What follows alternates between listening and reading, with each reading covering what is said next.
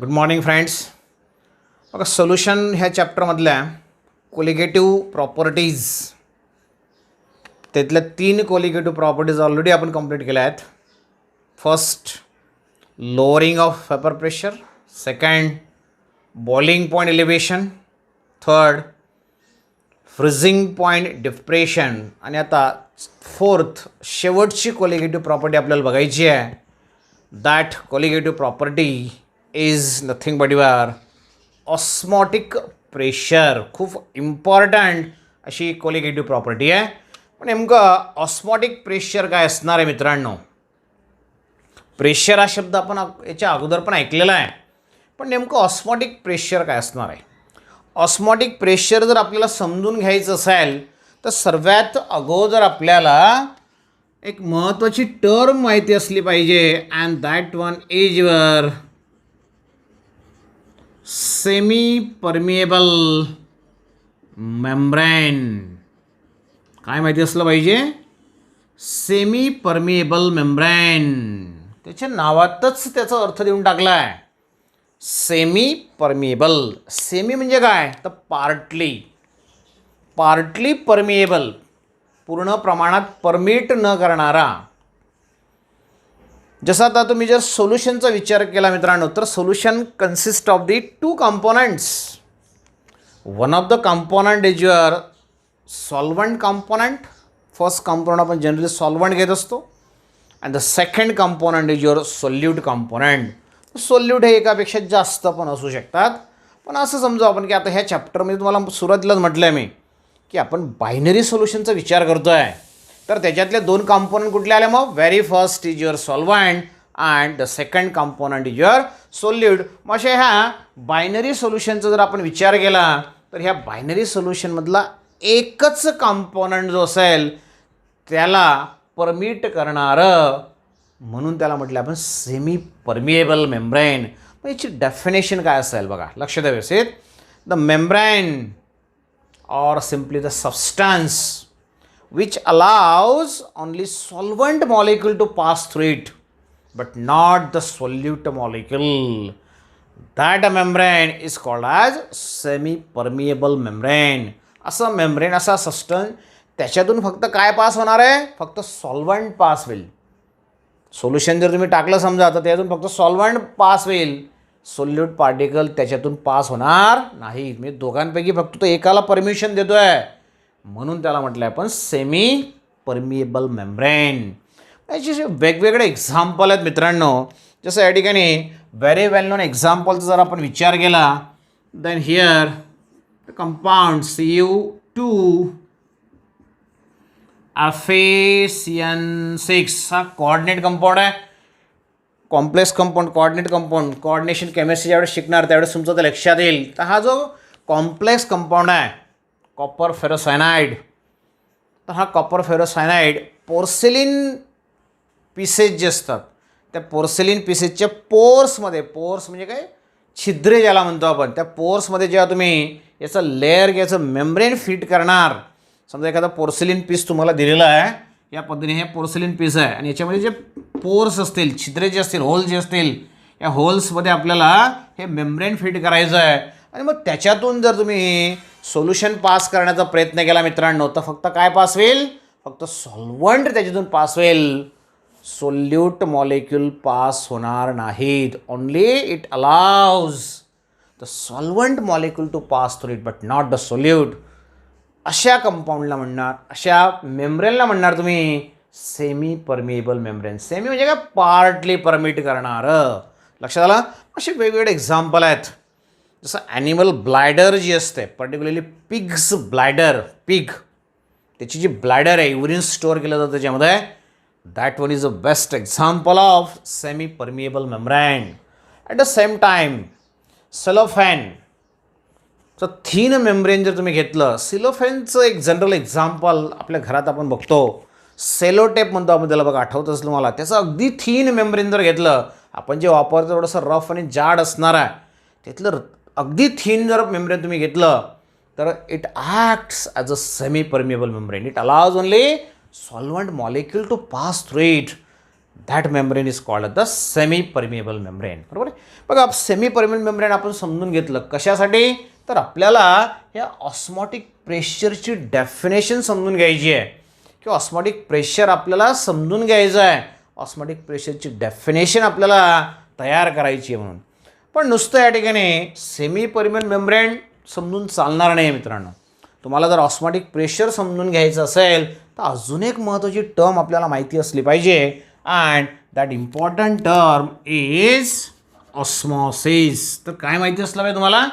Osmosis माहिती असलं पाहिजे. सेमी परमिएबल मेम्ब्रेन, ऑस्मॉसिस हे दोघं गोष्टी समजल्यात तर मग आपण ऑस्मॉटिक प्रेशरकडे त्या ठिकाणी जाणार. बरोबर आहे. मग ऑस्मॉसिस नेमकं काय असणार आहे? समजा एखादं सोल्युशन तुम्हाला दिलेलं आहे किंवा जस्ट इमॅजिन दोन वेगळे कंडिशन्स तुम्हाला मी सांगतो. एक व्हेसल तुम्हाला दिलेलं आहे, but it consist of the two compartments. याच्यात दोन कंपार्टमेंट आहेत मित्रांनो, and here both the compartments are separated by semi permeable membrane. दोन कंपार्टमेंट आहेत आणि दोघांच्या मध्ये काय सेमी परमिएबल मेम्ब्रेन आहे. तर बघा या ठिकाणी असं समजू आपण, इथं तुम्हाला दिलेलं आहे सोल्युशन, चला शॉर्टली लिहितो आहे मी, आणि इथं तुम्हाला प्युअर सॉल्वंट दिला आहे. प्युअर सॉल्वंट दिला आहे. तर डेफिनेशननुसार काय असेल, ही जे सेमी परमिएबल मेम्ब्रेन आहे, हे semi permeable membrane it allows only solvent molecule to pass through it. याच्यातून फक्त सॉल्वंट मॉलिक्यूल पास होतील. मग या सोल्युशनमध्ये पण सॉल्वंट आहे, या सॉल्वंटमध्ये तर ते सॉल्वंटच आहे. मग ह्या सोल्युशनमधलं सॉल्वंटसुद्धा इकडे पास होईल आणि या सॉल्वंटचे कंपार्टमेंट आहे त्याच्यातलं सॉल्वंट मॉलिक्यूल इकडे पास होतील. पण rate of flow of solvent जो असेल it is more from solvent compartment to solution compartment. म्हणून आपण तोच या ठिकाणी कन्सिडर करणार. Here solvent molecule passes from solvent compartment to solution compartment. आणि ही जी प्रोसेस या ठिकाणी झाली, हा जो फेनॉमेनॉन या ठिकाणी झाला मित्रांनो, या फेनॉमेनॉनला म्हणणार तुम्ही it is called as osmosis. याला अजून मी थोडंसं वेगळ्या पद्धतीने डेमॉन्स्ट्रेट करतो, म्हणजे अजून वेगळ्या पद्धतीने आपल्याला डिफाईन करता येऊ शकतं. बघा या ठिकाणी दाखवतोय मी की याच्या कंपॅरेटिव्हच्या बाजूलाच दाखवणार. बघा सेम वेसल तुम्हाला दिलेला आहे. Again that vessel having the two compartments, both the compartments are separated by the semi permeable membrane. पण या ठिकाणी काय केलं आपण, या ठिकाणी सोल्युशन ठेवलेलं आहे आपण, पण एका कंपार्टमेंटमधलं सोल्युशन आणि दुसऱ्या कंपार्टमेंटमधलं सोल्युशन, या दोघांमधलं काय फरक असेल, तर सोल्युशन ऑफ, इथं जे सोल्युशन आहे solution of higher concentration, solution of higher concentration, आणि इकडे जे आहे solution of lower concentration, shortly मी लिहिलं आहे. बघा सोल्युशन म्हटलं मित्रांनो तर दोघं ठिकाणी तुमचं सॉल्वंट असणार आहे. मग प्रश्न असा पडतो आपल्याला की कोणतं सॉल्वंट सेमी परमिएबल म्हणून पास होईल. हे सोल्युशन जे तुम्हाला हायर कॉन्सन्ट्रेशनचं दिलं त्याच्यातलं सॉल्वंट पास होईल का लोअर कॉन्सन्ट्रेशनचं सोल्युशनमधलं सॉल्वंट पास होईल. तर दोघं सॉल्वंट जे आहेत ते पास होतात, पण कोणता रेट जास्त असेल, इथं पण तुम्हाला म्हटलं तुम्ही इकडचं सॉल्वंट इकडे जाणार आहे, सोल्युशनमधलं सॉल्वंट इकडे येणार आहे, कोणता रेट जास्त आहे, सॉल्वंटचा तिकडे जाण्याचा रेट जास्त आहे, प्युअर सॉल्वंटचा. बरोबर आहे. तसं या ठिकाणी दोघं ट्रान्सफर होणार आहेत. हायर कॉन्सन्ट्रेशनमधलं सॉल्वंट इकडे येणार आहे, इकडचं सॉल्वंट तिकडे जाणार आहे, but rate of flow of solvent from solution of lower concentration to higher concentration जास्त असेल. म्हणून तो फ्लो आपण या ठिकाणी कन्सिडर करणार. आणि हा जो फेनॉमेनॉन आपण आता बघतोय, एक्सप्लेन केला आहे, यालाच म्हणणार तुम्ही ऑस्मॉसिस. मग याला डिफाईन कसं करणार आहे मित्रांनो? बघा दोघं डेफिनेशन्स तुमच्या समोर आहेत, दोघं प्रोसेस तुमच्या समोर आहेत, दोघं फेनॉमेनॉन तुमच्या समोर आहेत. त्याच्यावरून तुम्हाला आता ऑस्मॉसिसला डिफाईन करायचं आहे. मग कसा डिफाईन करणार? इकडे लक्ष द्या. स्पॉन्टॅनियस सहज होणारा फ्लो आहे, त्याला प्रेशर आपण दिलेलं नाही आहे, कुठलं तरी इन्स्ट्रुमेंट लावून आपण त्याला ट्रान्सफर करत नाही आहे. इट्स अ स्पॉन्टॅनियस, स्वतःहून होणारा तो फ्लो आहे. द स्पॉन्टॅनियस फ्लो ऑफ, काय म्हटलं लक्ष द्या, the spontaneous flow of solvent molecule याच्यानुसार आपण डिफाईन करू अगोदर वाटल्यास. The spontaneous flow of solvent molecule from the solution of lower concentration to the solution of higher concentration, or from solvent compartment to the solution compartment. बरोबर आहे. Solvent to solution किंवा solution of lower concentration to the solution of higher concentration. तात्पुरतं याला विसरून जा मित्रांनो. आता याच्यावर आपण कॉन्सन्ट्रेट करणार. समजा आपण जसं डेफिनेशनमध्ये म्हटलं आहे तसं झालं समजा. म्हणजे काय की या ठिकाणी फ्लो झाला कुठून कुठे, solution of lower concentration to the solution of higher concentration. मग हायर कॉन्सन्ट्रेशनकडे तुम्ही काय फ्लो करताय, सॉल्वंट फ्लो करताय. म्हणजे जिथं हायर कॉन्सन्ट्रेशन आहे त्याच्यामध्ये तुम्ही सॉल्वंट ॲड करताय. म्हणजे काय होईल रे, सोल्युशन तुम्हाला दिलं त्याच्यामध्ये जर वॉटर ॲड केलं, तुम्ही सॉल्वंट ॲड केलं, त्याचं कॉन्सन्ट्रेशन कमी होईल, याचं कॉन्सन्ट्रेशन कमी होईल, आणि ज्याचं कॉन्सन्ट्रेशन कमी त्यातलं सॉल्वंट तुम्ही काढून घेताय म्हणजे सोल्यूटचं प्रपोर्शन वाढेल, म्हणजे कॉन्सन्ट्रेशन वाढेल. म्हणजे ह्या कंपार्टमेंटमधलं कॉन्सन्ट्रेशन वाढेल, ह्या कंपार्टमेंटलं कॉन्सन्ट्रेशन कमी होईल. आणि एक वेळ अशी येईल की दोघांचं कॉन्सन्ट्रेशन ज्यावेळेस सारखं होईल मित्रांनो, त्यावेळेस कुठलाच सॉल्वंट मॉलिक्यूल फ्लो होणार नाही, किंवा फ्लो झाले तरी काय होईल, इकडचं सॉल्वंट तिकडे जाईल, तिकडचं इकडे येईल, पण दोघांचा रेट जो असेल तो सेम असेल. त्याला म्हणणार तुम्ही equilibrium state. Rate of forward, rate of backward याच्या अगोदर बघितलं, एक सेपरेट चॅप्टर आपण संपवलं त्याच्यावर. तर ती कंडिशन या ठिकाणी अटेन होईल तोपर्यंत हा ऑस्मॉसिसचा फिनॉमिनॉन चालू राहील. मग डिफाईन कसं केलं आपण, the spontaneous flow of solvent molecules from the solution of lower concentration to the solution of higher concentration is called as osmosis. लक्षात आलं. तर हे झालं ऑस्मॉसिस म्हणजे काय, किंवा ऑस्मॉसिसची डेफिनेशन आपण या ठिकाणी बघितली. बरोबर आहे. मग ॲक्च्युली आपल्याला आता काय बघायचं आहे, मग ऑस्मॉटिक प्रेशर म्हणजे काय. तुम्हाला सेमी परमिबल मेम्ब्रेन समजलं आहे, तुम्हाला ऑस्मॉसिसचा फेनॉमेनॉन समजला आहे. मग आपल्याला आता ऑस्मॉटिक प्रेशरची डेफिनेशन तयार करायची आहे. एक परत छोटा एक्सपेरिमेंट मी तुम्हाला सांगतो, आणि मग त्या एक्सपेरिमेंट कन्सिडर केल्यानंतर समजल्यानंतर आपण ऑस्मॉटिक प्रेशरची डेफिनेशन या ठिकाणी करणार. जसं फॉर एक्झाम्पल समजा तुम्हाला एक सिम्पली एक ग्लास कॉलम तुम्हाला दिलेला आहे. कन्सिडर जस्ट ग्लास कॉलम आहे. ह्या ग्लास कॉलमच्या बॉटमला या पद्धतीने ग्लास व्हेसल त्याला अटॅच केलं आहे, आणि त्याच्या खालच्या बाजूला या ठिकाणी जो पार्ट मी आता दाखवला, this one is a fitted with the semi permeable membrane. म्हणजे इथं तुमचं काय, सेमी परमिबल मेम्ब्रेन. आणि ह्या व्हेसलमध्ये हा जो पार्ट आहे किंवा हा ग्लास कॉलम जो आहे, इट कन्सिस्ट ऑफ द, या व्हेसलमध्ये या ठिकाणी तुमचं सोल्युशन आहे. This is your sugar solution.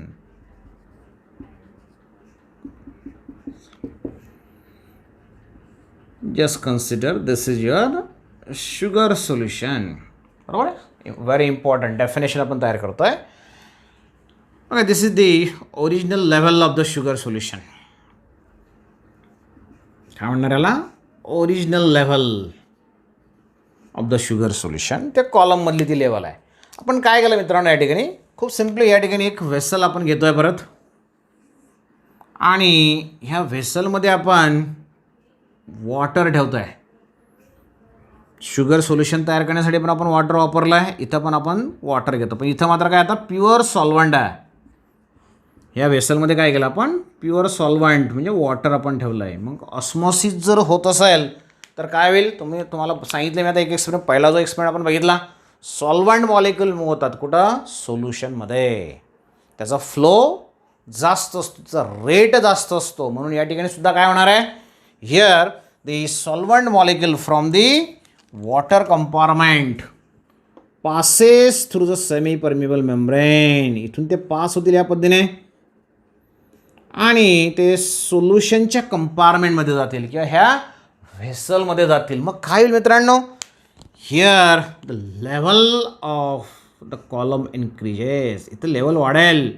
मग हा जो फेनॉमेनॉन झाला, मग याला काय म्हणणार तुम्ही रे, it is called as osmosis. Osmosis झाल्यामुळे ही लेवल वाढली, म्हणून या ठिकाणी म्हणणार तुम्ही this is the level of the solution after osmosis. Osmosis झाल्यानंतरची ही लेवल असणार आहे. लेवल वाढली आहे, बरोबर आहे. हळूहळू लेवल वाढेल जसं तुमचं सॉल्वंट या ठिकाणी पास होत जाईल तसं लेवल वाढेल. पण लेवल वाढल्यामुळे काय होईल, ही जी हाईट वाढली कॉलमची, त्या कॉलमच्या हाईटमुळे प्रेशर एक्झर्ट केला जाईल. आणि एक वेळ अशी येईल त्या प्रेशर एक्झर्शनमुळे, जो प्रेशर एक्झर्ट होईल त्या प्रेशर एक्झर्शनमुळे हा जो फेनॉमेनॉन आहे ऑस्मॉसिसचा तो स्टॉप होऊन जाईल. कारण की ह्या हाईटच्या प्रेशरमुळे अजून जास्त किती वर जाणार आहे, तर मॅक्सिमम जिथं जाणार असेल तिथं तो स्टॉप होईल काहीतरी लेवलला. आणि तिथं गेल्यानंतर इथं मात्र हा फ्लो जो आहे सॉल्वंटचा तो स्टॉप होईल. आणि ज्यावेळेस फ्लो स्टॉप होईल म्हणजे काय, दोघं फ्लो सारखे होणार एक प्रकारे, बरोबर आहे. फ्लो स्टॉप होईल म्हणजे काय, एक प्रकारे कोणता फेनॉमेनॉन स्टॉप होईल, तुमचा ऑस्मॉसिस स्टॉप होईल. मग त्यावेळचा जो प्रेशर एक्झर्ट केलेला असेल ड्यू टू दिस हाईटमुळे जो प्रेशर एक्झर्ट होतो त्याला म्हणतो आपण हायड्रोस्टॅटिक्स प्रेशर, बरोबर आहे. काय म्हणणार तुम्ही, it is called as hydrostatic pressure due to height of the column, बरोबर. समजा this height is represented as H, बरोबर. हाईट ऑफ द कॉलममुळे जो प्रेशर एक्झर्ट होईल त्या प्रेशरमुळे हा फ्लो स्टॉप होईल म्हणजे ऑस्मॉसिस स्टॉप होईल. आणि त्या प्रेशरला म्हणणार तुम्ही ऑस्मॉटिक प्रेशर. आणि त्या ऑस्मॉटिक प्रेशरला किंवा त्या हायड्रोस्टॅटिक प्रेशरला आपण कशाने रिप्रेझेंट करतो, तर पायने त्याला आपण रिप्रेझेंट करणार, बरोबर आहे. इट इज रिप्रेझेंटेड बाय पाय. मग याला डिफाईन कसं करणार मित्रांनो, सिम्पली इकडे लक्ष द्या. The pressure on the side of सोल्युशनच्या साईडचा विचार करतो आपण. The pressure on the side of solution which stop the net flow of the solvent molecule through the semi permeable membrane. लक्ष द्या, परत एकदा सांगतोय. The pressure on the side of solution which stop the flow of solvent molecule through the semi permeable membrane. To stop the flow of solvent molecule म्हणजे काय रे, to stop the osmosis असा शब्द वापरला तरी पण चालेल. दॅट प्रेशर किंवा that hydrostatic pressure is called as osmotic pressure. लक्षात आलं. म्हणजे असा pressure on the side of solution, from the side of solution, ज्याच्यामुळे ऑस्मॉसिस स्टॉप होईल. We stop the flow of solvent molecule, we stop the osmosis. That pressure is called as osmotic pressure. त्याला म्हणणार तुम्ही osmotic pressure. त्याला कशाने दाखवणार तुम्ही, Payne त्याला दाखवणार. आणि मग ह्या पायची किंमत काय असेल, पायसाठीचं इक्वेशन काय असेल, pi is given as H rho G. हे फिजिक्समध्ये पण तुम्हाला गेला. H is the height of the कॉलमची जी हाईट असेल ती. Rho it's the density of the solution, या सोल्युशनची डेन्सिटी. अँड हिअर जी तुम्हाला माहिती आहे, बरोबर आहे. फिजिक्समध्ये पण तुम्ही भरपूरदा ह्या जीचा तुम्ही यूज केलेला आहे. जीला काय म्हणतात तुम्हाला माहिती आहे. And that one is the acceleration. G is nothing but your acceleration due to gravity. तर झालं तुमचं definition for the osmotic pressure. बघा आपण 3 महत्त्वाचे डेफिनेशन बघितलं. एक तुमचं semi permeable membrane, second osmosis, आणि third very very important osmotic pressure, बरोबर आहे.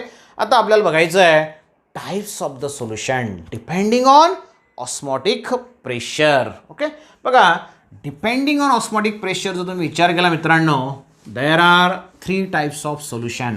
ऑस्मॉटिक प्रेशरवर आधारित 3 वेगवेगळ्या प्रकारचे सोल्युशन आहेत. तर नाव कन्सिडर टाइप्स ऑफ सोल्युशन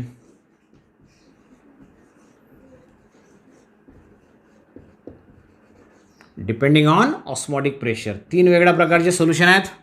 त्यातला पहिला प्रकार आहे isotonic solution.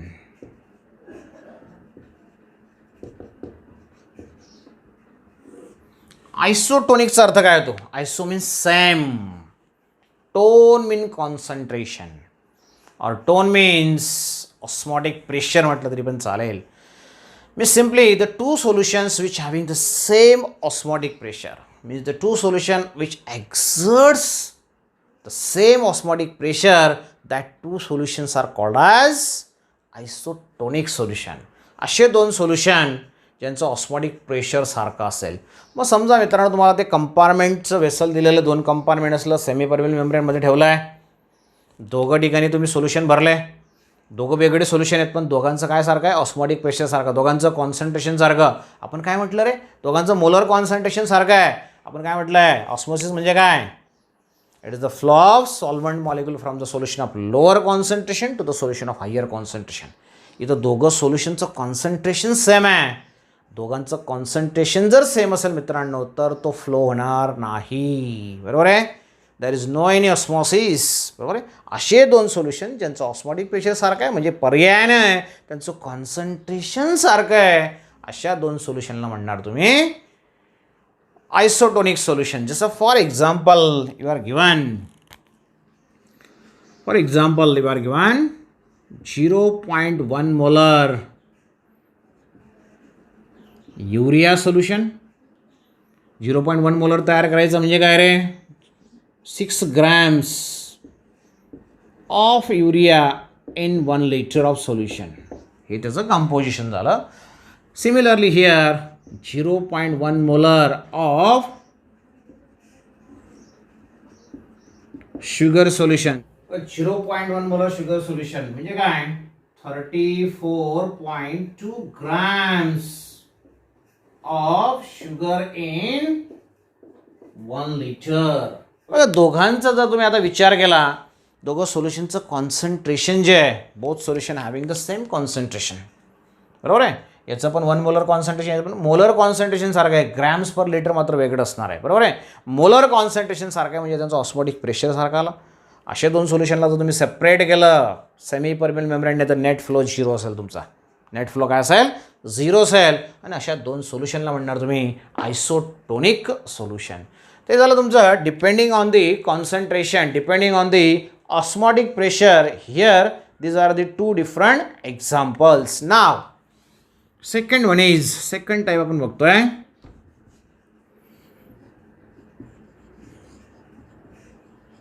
Hypertonic solution.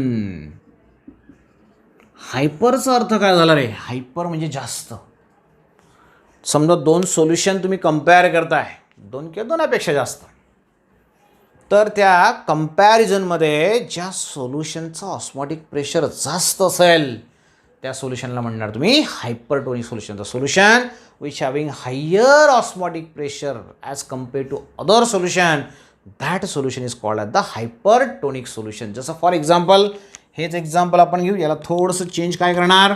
For example if you consider 0.1 molar urea आणि याच्या कंपॅरिझनने 0.05 मोलर शुगर सोल्युशन. मग कोणाचं कॉन्सन्ट्रेशन जास्त आलं बघा, युरियाचं कॉन्सन्ट्रेशन जास्त आलं, कारण की 0.1 मोठा आहे कशापेक्षा, 0.05 पेक्षा. That's why here the urea solution is hypertonic with respect to sugar solution. Very simple. त्याच्यानंतर तिसरा टाईप आपल्याला बघायचा आहे and that one is your hypotonic solution. याचा अर्थ पण तुम्हाला लक्षात आला असेल मित्रांनो. हायपो म्हणजे काय रे, हायपो म्हणजे लेस, कमी. बरोबर आहे, हायपोटोनिक सोल्युशन असं सोल्युशन, इथं पण तुम्हाला कंपेअर करायचं आहे, असं सोल्युशन ज्याचा ऑस्मॉटिक प्रेशर दुसऱ्या सोल्युशनच्या कंपॅरिझनने हायपो म्हणजे कमी असेल, त्याला म्हणणार तुम्ही हायपोटोनिक. हेच एक्झाम्पल घेऊ वरचंच आपण, याला फक्त उलट करा. उलट म्हणण्यापेक्षा काय, इथं काय म्हटलं आपण, 0.1 मोलर युरिया सोल्युशन हे हायपरटोनिक आहे ॲज कम्पेअर्ड टू शुगर. इथं काय म्हणणार तुम्ही, 0.05 molar sugar solution is hypotonic as compared to urea solution. कारण की युरिया सोल्युशनचं कॉन्सन्ट्रेशन जास्त म्हणजे त्याचं ऑस्मॉटिक प्रेशर जास्त. मी simply the solution which having lower osmotic pressure as compared to other is called as the hypotonic. ज्याचं osmotic pressure कमी आहे, लोअर आहे, ते जे सोल्युशन असेल ते हायपोटोनिक. ज्याचं जास्त असेल ते हायपरटोनिक. लक्षात आलं. तर ह्या पद्धतीने depending on the osmotic pressure हे 3 वेगवेगळ्या प्रकारचे सोल्युशनचे टाईप्स आपण या ठिकाणी सांगू शकतो. लक्षात आले 3 टाईप्स. बघा तर मग जसं आपण म्हटलं की ऑस्मॉसिस काय आहे, सेमी परमिएबल मेम्ब्रेन काय आहे. सेमी परमिएबल मेम्ब्रेनचे एक्झाम्पल आपल्या डे टू डे लाईफमध्ये तुम्हाला सांगितलं मी. कॉपर फेरोसायनाइड हे डे टू डे लाईफमधलं नसलं तरी तुम्हाला सेलोफेनचं एक्झाम्पल मी दिलं, ॲनिमल ब्लॅडरचं एक्झाम्पल तुम्हाला दिलं. म्हणजे सेमी परमिएबल मेम्ब्रेन आपण एक प्रकारे बघितलं असं म्हटलं तरी चालेल. ऑस्मॉसिसची डेफिनेशन आपण बघितलं, ऑस्मोटिक प्रेशर आपण बघितला. मग मित्रांनो या ठिकाणी तुम्हाला जर विचारलं what are the day to day life examples किंवा examples of osmosis in our daily life, आपल्या डेली लाईफमधले ऑस्मॉसिसचे एक्झाम्पल्स काय तर सांगता येतील का? किंवा आपण असं की एखादा फेनॉमेनॉन डेमॉन्स्ट्रेट करू शकतो का घरच्या घरी, की तिथं आपल्याला समजेल yes here osmosis takes place, इथं ऑस्मॉसिस झालं आहे असं एखादं फेनॉमेनॉन सांगता येईल का आपल्याला? तर बघा मित्रांनो, काही सिम्पल एक्झाम्पल्स मी तुम्हाला या ठिकाणी सांगतो आहे. जसं आता व्हेरी फर्स्ट एक्झाम्पल मी तुम्हाला सांगेल. समजा रॉ मँगोचा जर आपण विचार केला, रॉ मँगो एक्झाम्पल तुम्ही आत्ता घेऊ शकतात, घरी याचा एक्सपेरिमेंट तुम्ही करू शकतात. रॉ मँगो म्हणजे काय, कैरी ज्याला म्हणतो आपण, पिकलेला आंबा नाही, रॉ कच्चा म्हणजे कैरी. मार्केटमधून तुम्ही तो रॉ मँगो आणल्यानंतर एखादं साल्ट सोल्युशन तयार करा, मिठाचं द्रावण तयार करा, कॉन्सन्ट्रेटेड, जास्त मीठ घाला त्याच्यामध्ये आणि त्याच्यामध्ये तो रॉ मँगो टाकून ठेवा रात्रभर. सकाळी उठल्यानंतर बघा तुम्हाला त्या रॉ मँगोमध्ये काय चेंजेस दिसतील असं तुम्हाला जाणवेल. दॅट रॉ मँगो श्रिंक्स, त्याच्यावर असे सुरकुत्या पडलेल्या तुम्हाला दिसतील. का तर बाहेर जे आहे साल्ट सोल्युशन त्याचं कॉन्सन्ट्रेशन खूप जास्त आहे, म्हणून त्या रॉ मँगोमधलं वॉटर सॉल्वंट जे ते निघून त्या साल्ट सोल्युशनमध्ये गेलं आहे. म्हणजे रॉ मँगोमधलं सॉल्वंट कमी होतं आहे म्हणून तो श्रिंक होईल. आणि तिथं सेमी परमेबल मेम्ब्रेन जे काय असेल तर स्किन जी असेल मँगोची that acts as a semi permeable membrane. तर हे एक्झाम्पल तुम्ही घरी सहज बघू शकतात, घेऊ शकतात, सांगू शकतात, करू शकतात. अजून याच्यापेक्षा एक सोपं एक्झाम्पल तुम्हाला सांगतो मित्रांनो. सेकंड एक्झाम्पल आहे लिंप कॅरेट.